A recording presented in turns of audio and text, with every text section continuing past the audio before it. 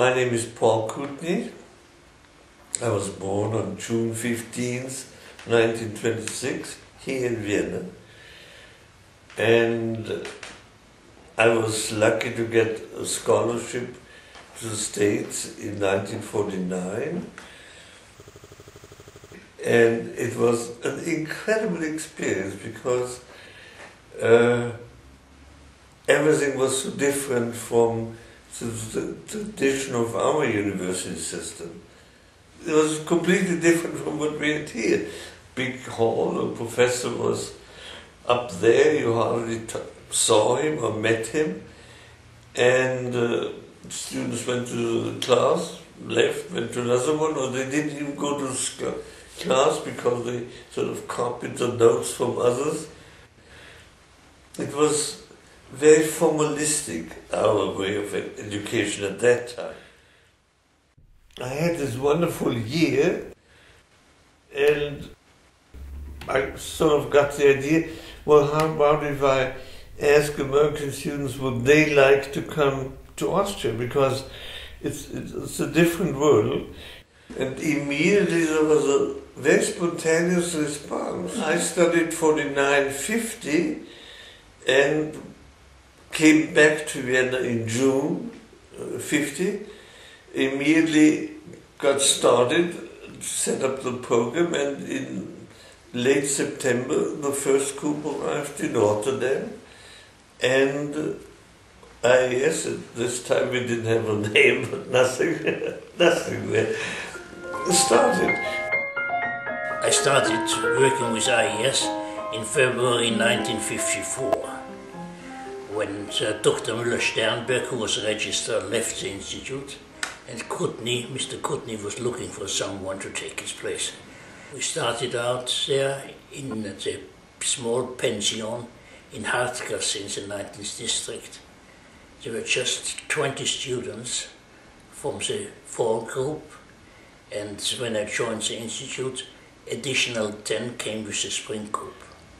We were a small group in that pension in 1954, then in 1955 we moved on to a building on the Neue Markt. It was a new building, and we rented an entire floor there.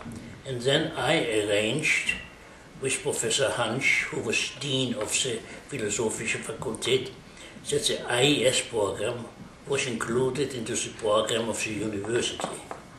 Students then could register as außerordentliche Studenten with the university, and in this way it was easier to get credit for the courses for the home universities in the States. It was then already some 60 or 80 students on Neue Markt, and the institute expanded. We moved on to Luegeplatz in 56, I think it was.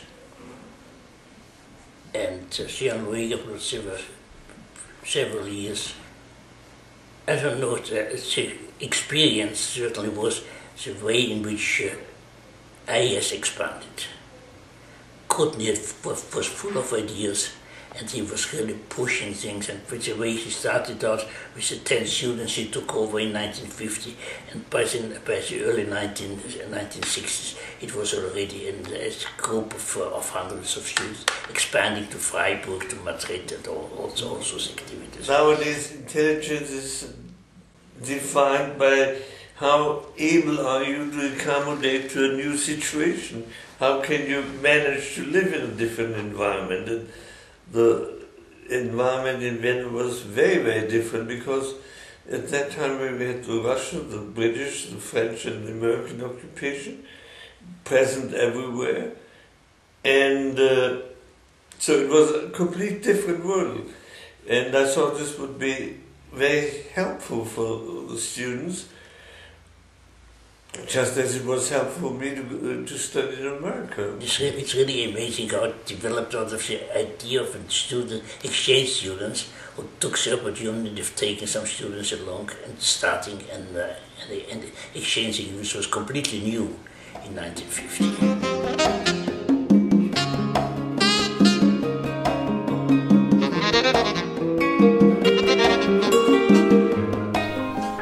That's a tough question, and it's hard to generalize.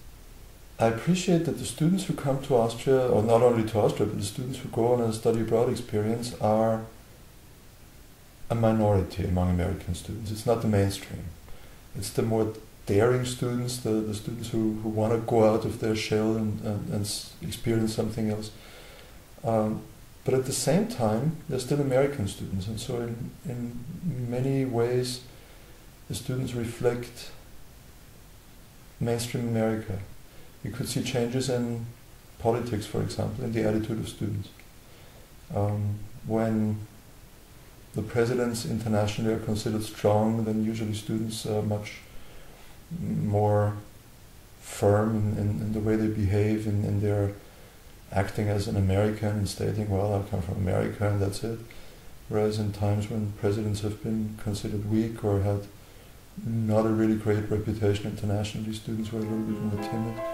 I must say the students we have now and the past, let's say 10 years, they are much more interested, they are much better even, much better, and they like to learn.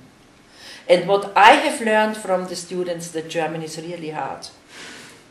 Because when it is your mother tongue, you don't think all these difficulties and hard things. But I know now it's a real hard language for them to learn, and I feel sometimes very sorry for them. It's always the same enthusiastic, a little bit naive, but very enthusiastic and interested group who come over, and it's always the same batch of young faces that are staring at me the first day of class. I can only speak about, one shouldn't use this silly expression, my students who, I don't know why, picked my courses, and they haven't changed, because if you teach political science, obviously these students are interested in political problems, but then in general terms, I guess one generation is more political than others, but in my case, I think it was more continuity than change.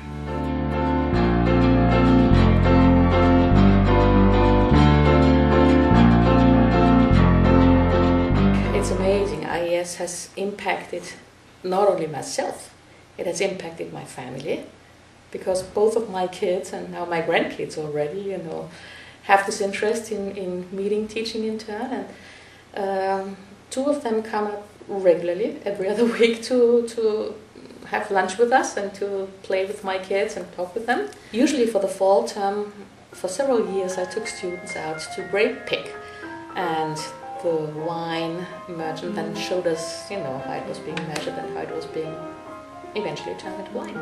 So I want to really give them an Austrian experience. I like the challenge, I guess. And teaching is a challenge. If you don't just mistake teaching for preaching, always the same things from a pulpit or so, then it's always a challenge. I can never prepare for all the questions that may come up. And sometimes questions I get in class or solutions to questions that I pose are so brilliant or so unexpected or so wonderful that, okay, I'll have to include the next semester, something like that. And so I try to change it all the time, otherwise I'd be bored. And I don't want to be bored. It's been a big part of my life. 42 years, KAJA, that's a lot of time. Just like family, family of course comes first, but then IES was there as a big lump of what I enjoyed and what I did my whole life. 42 years is a long time. Well, I'd like to thank IES for giving me all these years of, being able to communicate the knowledge I have to these students and to work with them. And as an American, of course, it makes me feel good, because otherwise I would have felt that I'd really cut off all the bridges, or burned all the bridges behind me when I left the States. And due to the fact that I could teach here at IES and have contact with these young people constantly through the years, I feel better about it. Yeah, keep in touch. The reason why I'm still teaching, I really don't have to do that, is I'm simply interested in what kind of generation is coming up on the other side of the Atlantic. because these young men and women, whether they like it or not, are the future leaders of their country. At the same time, I realized that they're atypical, I would say, unfortunately, because of the very fact that they decide to go abroad, right? So I think that sounds a little pompous, but we need more IES students at the helm in the United States. When I was in the not in the Kunsthistorisches, in St. Stephen's with my group, and this young woman with a child, one in each hand, came running up to me, Dr. O, I was in your class 10 years ago, and I remember that's the Servants' Madonna that you're talking about now, and up there is the tomb of Frederick III. I remember everything. And that made me feel good, that here she was with her two little kids back in Vienna, and she remembered me, and she remembered some of the stuff that I told them back then, which was kind of nice. I started here teaching, and I thought, I don't want to do this my whole life. It was not so easy. It was not so easy, but by and by, I'm now so happy that I'm here for nearly all my life, and I like it to do. And what shall I hope that the students have the same feeling, yeah, what I have. I don't know what I would do without the Institute. I would say it's been a source of inspiration, pleasure, and seeing the reaction of the students and of the Board of Education, and the schools and different teachers, I just generated more and more ideas. And when I tell them, you try and walk in somebody else's moccasins for a while, then you will feel, if you let him wear yours for a while, you will feel that yours just don't fit the same. By the time you return, you will be changed forever. I definitely consider this experience being abroad as something that will have truly changed me and will meld who I am as a person in the future. Sort of be more independent, somewhere where they speak German, and being able to go to a restaurant and kind of order by yourself and buy train tickets and get yourself around new cities was definitely a good learning experience for me.